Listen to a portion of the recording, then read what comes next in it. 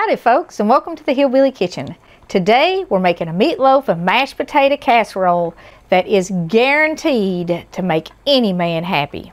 Now every time I say that I make folks mad. It'll even make any woman happy. I'm sorry y'all, but I have been cooking for men my whole life and that's just how my brain works. But anyways, what we're basically making here is a meatloaf. Then we're making mashed potatoes. Then we're turning it into a casserole, and I promise you the combination is absolutely gonna be a crowd pleaser. It don't matter who you're feeding or how many you're feeding. Folks love this.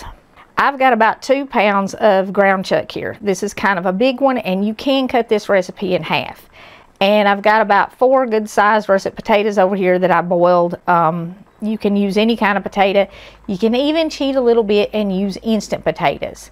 And I'm cheating a little bit. I'm using me some of the real bacon pieces on the top. I didn't make bacon to go on top of it. You can make bacon and crumble it. We're also going to top it with some French fried onions and some cheddar cheese. Of course, I've got milk and butter for my mashed potatoes. And for my meatloaf, I'm going to add all this stuff here to my ground chuck. Let's start by adding 2 eggs. We're going to whip up our 2 eggs just a little bit. I'm just going to dump it all in this bowl here. No point wasting time. I've got just a little bit of ketchup. How you flavor this is kind of optional. If you've got a meatloaf recipe you like, you can substitute your meatloaf. I've got a 1/2 cup of honey barbecue sauce, and I do like the honey barbecue sauce with this, with the combination of the potatoes and the cheese and bacon and onion topping. But you know, if you've got something you like, use it.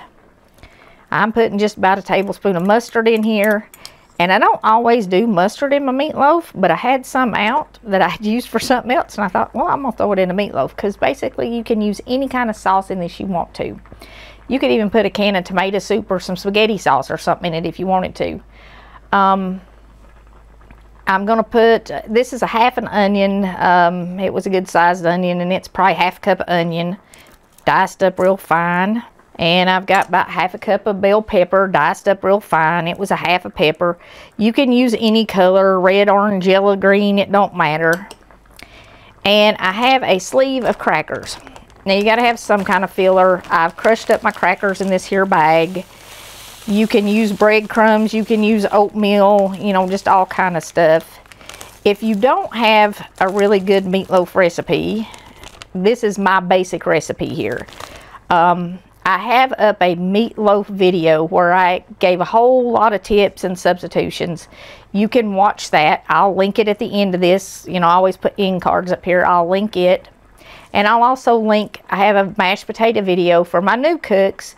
If you need more instructions on those, I'll link that one at the end of this video too. But the only other thing we need is some seasoning like salt and pepper. And I had a spoon. Well, I've got some salt in my crackers, but I've got the onions, the meat, and the peppers in there. So you are going to want a little salt in that. And for sure, a little pepper. I probably did a 1/2 teaspoon of salt because the crackers, and I did a teaspoon of pepper. I'm going to do a little garlic powder. You could do fresh garlic. And like I said, you can season your meatloaf any way you like.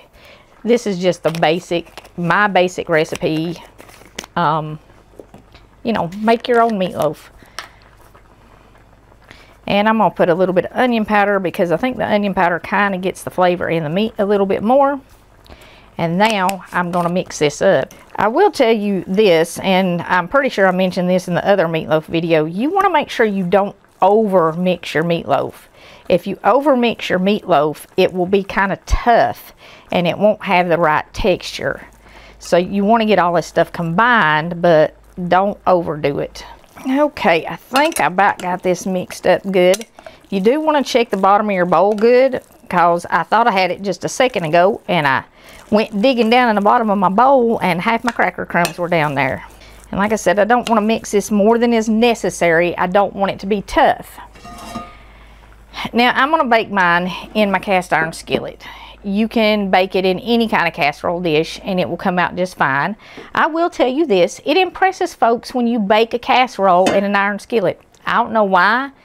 It doesn't really make it tasty. Well, it does change the taste a little bit, but not much.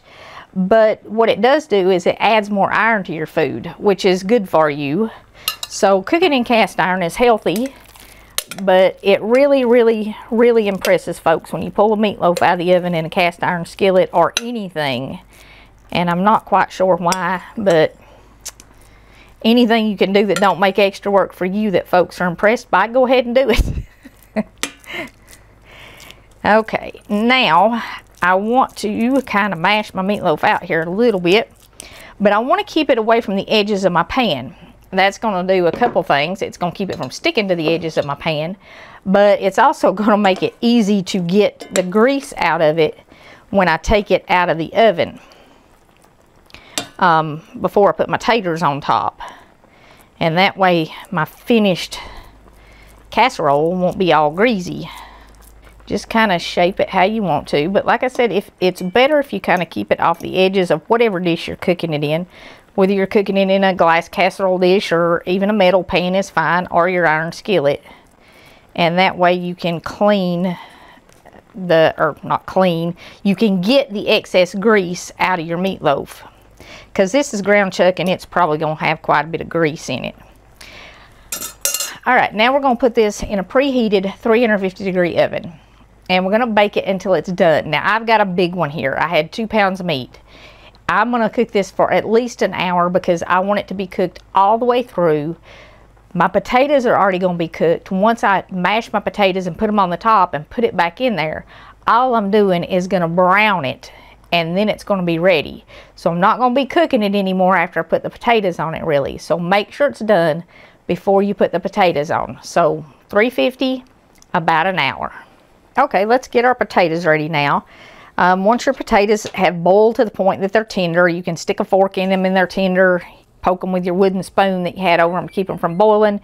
You can see they're tender. I mean, they just break right apart. I'm going to drain them, and then we're going to add our butter and our milk and some salt and pepper to them and mash them. Now, I know lots of folks will mash their potatoes right in the starch water. I don't like to do that. If you do it that way. And like I said, you can even use instant potatoes on this if you want to save some time. And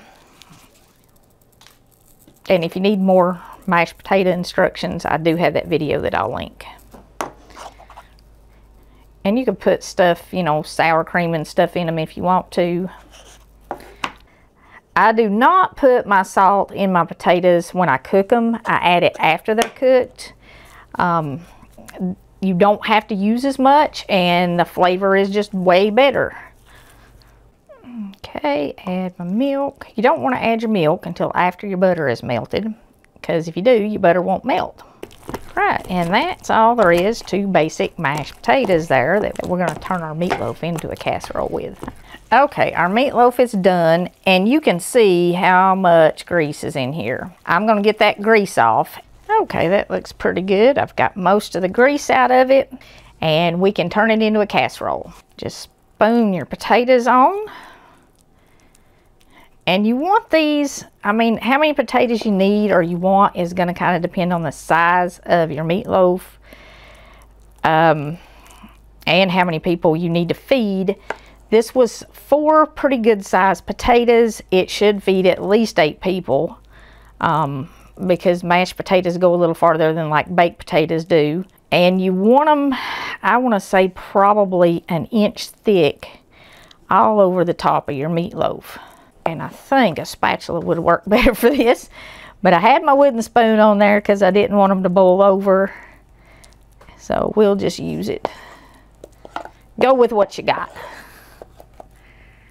Now I'm going to do my onions, my bacon, and then I'm going to put my cheese over top of it. My onions will still get crispy, my bacon will burn, and my cheese will also get just a little bit kind of crunchy around the edges or brown on top or whatever you want to call it. I don't measure these, I just kind of cover the top. And, you know, whether or not you even use these is entirely optional. But they do kind of tend to make casseroles good. And they have a ton of flavor. I probably used, I don't know, maybe 1/4 cup.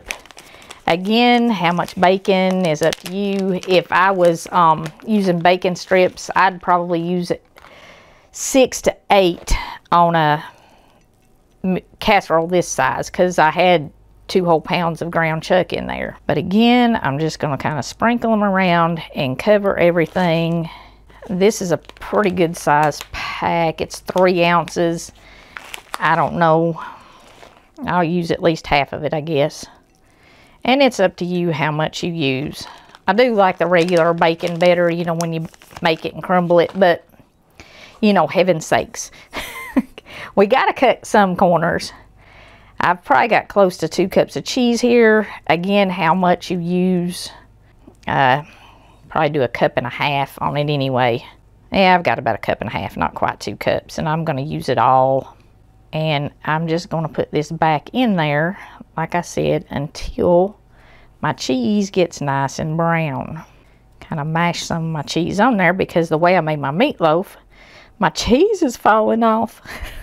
All right, now we're not, you can put, okay, I'm putting this just back in a 350-degree oven, and I'll leave it in there for 10-15 minutes maybe.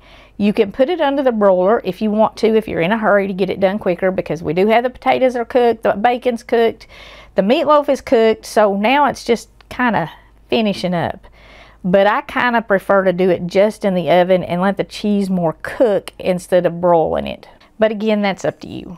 Now we're going back in the oven. While we're giving our casserole just another minute for the cheese to melt and brown on it, this is our Father's Day video for 2024. This will be the first year that I get to spend with my father on Father's Day in quite some time. And I want to share 2 Corinthians 12:9 with you, because it gives us an image of God our Father, the way that our earthly fathers should also be.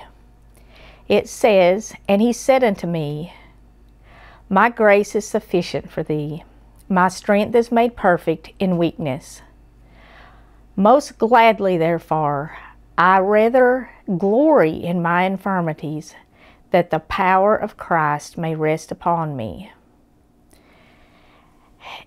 No matter how weak we feel, no matter how heavy our burdens are, Christ is sufficient to meet them. Our Heavenly Father is sufficient to care for us.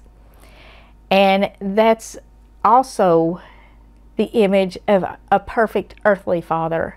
When we're in trouble, it's our dad who comes to the rescue. When we just can't seem to make it on our own, it's our dad who lends a hand. When we are hurting and we need someone to comfort us or pick us up, it's our dad who comes in. It's our dad who defends us. And that's the way that God feels about us as well. He wants to do those things for us. And if you have an earthly father who is a representation of your Heavenly Father, who has shown you the characteristics of God, please, please, please make Father's Day special for him. Tell him thank you. Let him know how much you appreciate him. And thank your Heavenly Father for being there for you on Father's Day too. I want to wish all the fathers out there a very happy Father's Day this year. And whatever year you're watching, I hope you have a very happy Father's Day. Y'all make Dad this casserole for Father's Day and make him happy. Now, that is done absolutely perfectly. It's going to feed, this much will feed anywhere from 8 to 10 people. And they won't go away hungry. You can make some nice peanut butter chocolate dessert, because that's always a big hit. And I'll, in fact, I'll put something in the end of this, in the end cards here, so you got an idea or two. And I will put my meatloaf recipe in the end of this, and also the mashed potato recipe. I'll card them all around here. So you have those if you need more help with those parts of this casserole. You want to let this sit for 5 to 10 minutes. 5 minutes. You want it to still be good and hot when you serve it, but let it sit for at least 5 minutes. That will give your meatloaf time to firm up. If you scoop it out right now, it's going to just kind of crumble all the pieces, and you're going to have a big old pile of stuff. We'll have plenty of pictures in here when it's ready to come out. And what I do is I go all the way around the edge to kind of pull it off the sides of the pan, and then I actually cut it and scoop it, and it will cut and scoop out so you have a nice presentable portion.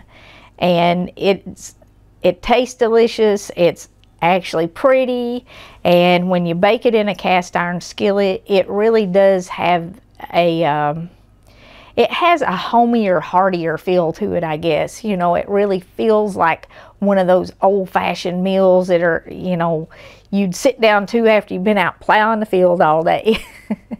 So try this sometime, even if it's not for Father's Day. It's good anytime. A Sunday dinner, a game day dinner, just a cold winter day, or some other special occasion. It's a very, very tasty meal, I promise. I want to thank you all so much for joining us, the Hillbilly Kitchen. If you haven't already, please don't forget to click like and subscribe before you leave. And until next time, remember to put God first.